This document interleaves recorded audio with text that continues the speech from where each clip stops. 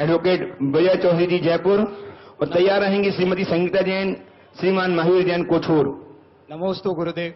गुरुदेव, अहिंसा परमो धर्म जैन धर्म का एक मूल सिद्धांत है। युवा पीढ़ी इस वक्त वे मन में कई विकल्प आते हैं कि अगर हम इस अहिंसा परमो धर्म की बात पे चलें तो हम जो रोजमर्रा के निर्णय लेते हैं उसमें कहीं कमजोर न बन जाएं। गुरुदेव इस और विचार डालें कि हमारी युवा पीढ़ी महावीर जैसे ताकतवर महावीर की तरह एक स्वावलंबन फ्री एक युवा पीढ़ी तैयार हो जो भले ही अहिंसा के मार्ग पर चले पर महावीर की तरह महावीर हो। देखिए, अहिंसा को अपनाने का मतलब ये नहीं है कि हम अपने आप को कमजोर बना लें। अहिंसा कायरों का कृत्य नहीं, वीरों का धर्म है। अहिंसा का मतलब ये नहीं कि हम बुजदिल बनकर बैठ जाएं। अहिंसा का मतलब केवल यह है कि हम आक्रामक न बने, क्रूर न बने।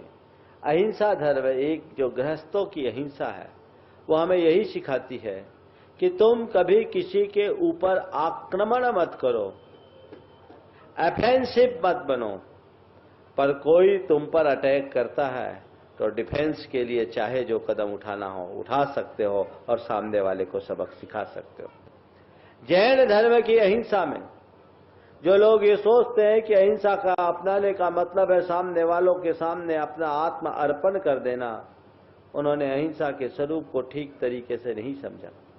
हमारे यहाँ संकल्पी हिंसा, आरंभी हिंसा, उद्योगी हिंसा और विरोधी हिंसा के भेद से हिंसा के 4 भेद बताए। संकल्पी हिंसा का मतलब है अपने स्वार्थ के पूर्ति के लिए इरादतन किसी का घात करना, यह संकल्पी हिंसा है।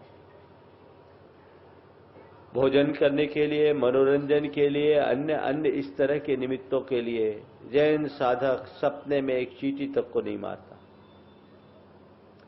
आरंभी हिंसा घर परिवार के कार्य काजों काम काजों में, नहाने धोने में, ये जो हिंसा होती है आरंभी हिंसा, इसमें यथासंभव यत्नाचार रखने की बात की गई। उद्योगी हिंसा व्यापार व्यवसाय आदि के निमित्त होने वाली हिंसा उद्योगी हिंसा कहलाती है।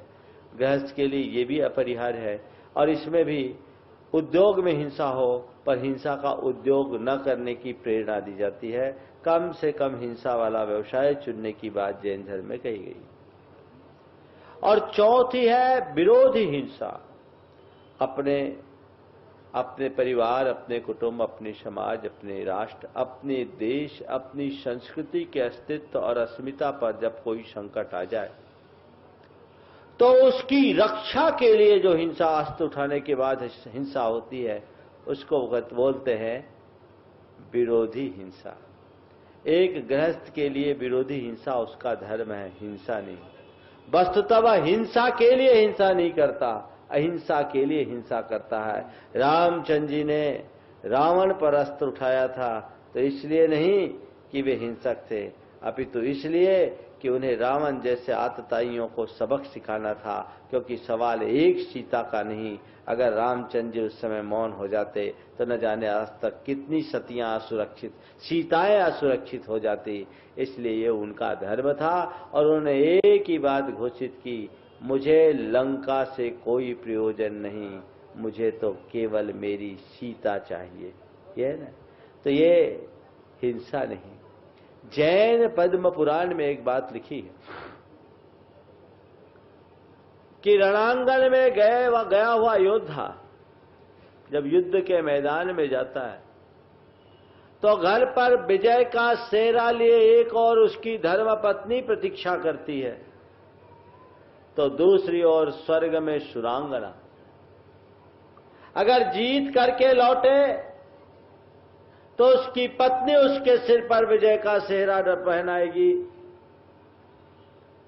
और यदि वीर गति को प्राप्त कर लिया तो स्वर्ग की सुरांगना उसके सिर पर मुकुट पहनाएगी। ये बात उसमें लिखी है।